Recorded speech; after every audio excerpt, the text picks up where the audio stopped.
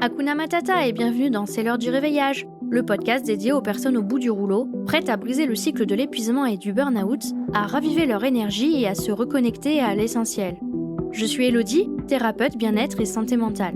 Je t'apporte, avec et sans invité, des conseils pratiques et une bonne dose de motivation afin de retrouver des moments de qualité avec tes proches, redécouvrir la magie des instants simples et savourer pleinement ton quotidien.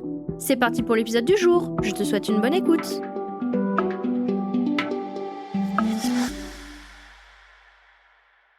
Hakuna Matata, mes petits cookies! Toutes les 2 semaines, je vous propose un épisode au format court que j'ai nommé les épisodes cookies. Et cette semaine, ça sera un cookie fondant pour vous, les amis! L'épisode cookie fondant t'emmène dans un univers doux et réconfortant. Ici, c'est comme si vous vous blottissiez dans un plaid chaud avec une tasse de votre boisson préférée entre les mains. Ces quelques minutes sont dédiées à votre bien-être, à vous chouchouter, à vous offrir un moment de tendresse et de compassion. L'épisode cookie fondant, c'est comme une caresse pour l'âme, un instant où vous pouvez relâcher toutes vos tensions, où vous êtes invité à vous aimer un peu plus, à vous pardonner, à vous accepter tel que vous êtes. Préparez-vous à être enveloppé de bienveillance et de douceur, car ici, il n'y a pas de jugement, juste de l'amour et de la tendresse pour vous accompagner dans votre cheminement personnel. Aujourd'hui, je veux te parler de la procrastination et du manque de motivation, un sujet qui m'a énormément touchée et impactée, notamment lors de mon burn-in, donc mon épuisement. J'ai essayé de transformer cet épisode en une sorte de discussion intime, où on va explorer ce que ça signifie vraiment quand on n'a pas envie d'avancer, et comment écouter les signaux que notre corps nous envoie. Comme toujours, je t'invite à t'installer confortablement, à te détendre, et à prendre ce temps d'écoute pour toi. La procrastination et le manque de motivation. Tu sais, ces moments où tu sais que tu devrais faire quelque chose mais tu n'arrives pas à t'y mettre. Je me sentais énormément coupable de ne pas faire ce que j'étais censée faire.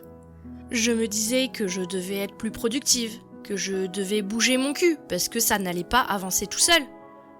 Je veux te dire quelque chose que j'ai compris il n'y a pas si longtemps que ça. Parfois, ce qu'on appelle de la procrastination n'en est pas. Ok, je t'explique, attends. Des fois, c'est de la fatigue, et notre corps nous envoie des signaux pour qu'on ralentisse, ce qui nous met un peu dans cette léthargie. On peut avoir trop donné au travail, ou dans nos vies personnelles. Et là, ton corps te dit « Hé, attends un peu, j'ai besoin de repos !» Tu es d'accord que si c'est ça, alors ce n'est pas un défaut, c'est humain. Le but est donc de savoir si c'est bien de la procrastination, ou si c'est plutôt un besoin de ralentir de ton corps. Parce qu'alors il sera nécessaire de ne pas réagir de la même manière. Donc la prochaine fois que tu sens que tu procrastines, prends un moment pour te demander si ce n'est pas ton corps qui essaie de te parler. Comment ? En faisant ta météo intérieure, bien sûr. Oui, mais Elodie, comment qu'on l'a fait la météo intérieure ? Ah, je te remercie de poser la question. Je t'invite à écouter ou réécouter l'épisode 3 de C'est l'heure du réveillage, décrypter le langage du corps, la clé pour reprendre le contrôle, qui t'initie à cette pratique. Et tu sais quoi ? Tu as besoin uniquement de 5 minutes pour la réaliser, et ça ira encore plus vite une fois que tu l'auras bien en main. Bref, si ta météo intérieure te montre des signaux de fatigue et de besoin de ton corps de ralentir, alors il est intéressant et important de les écouter et d'y subvenir. Ça te permettra d'être beaucoup plus efficace, efficient et motivé ensuite. Ne considère pas ça comme un temps perdu, car justement c'est un temps utilisé pour être plus productif ensuite, et surtout pour gérer bien mieux tes moments de down, moments complètement normaux dans nos vies.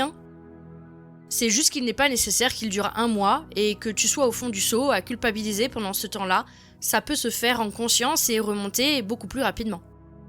Je trouve qu'il est indispensable de penser à sa météo intérieure. Oui, c'est un concept un peu poétique, mais ça fonctionne vraiment. Si par contre ta météo intérieure ne montre rien de particulier, donc elle n'explique pas tes ressentis, alors tu peux considérer ça comme de la procrastination, oui. Souvent, on procrastine parce qu'on a peur. Peur de ne pas réussir, de ne pas être à la hauteur, de sortir de sa zone de confort. Ça peut aussi être qu'on ne sait pas par quoi commencer, que ce n'est pas clair pour nous, et etc. Là, il faut être doux avec toi-même. Pas besoin de te juger ou de te culpabiliser. Tu peux juste te poser une question simple. Quelle est la plus petite chose que je peux faire pour avancer ? Même une toute petite action peut faire la différence.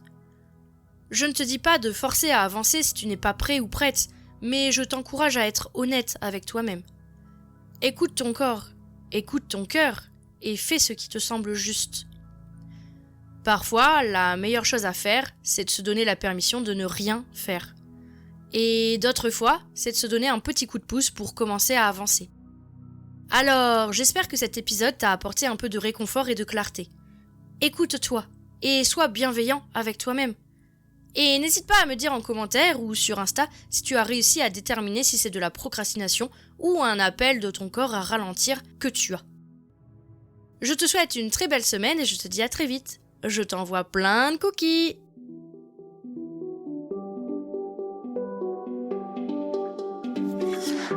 Merci du fond du cœur d'avoir partagé ce moment de réveil avec moi aujourd'hui.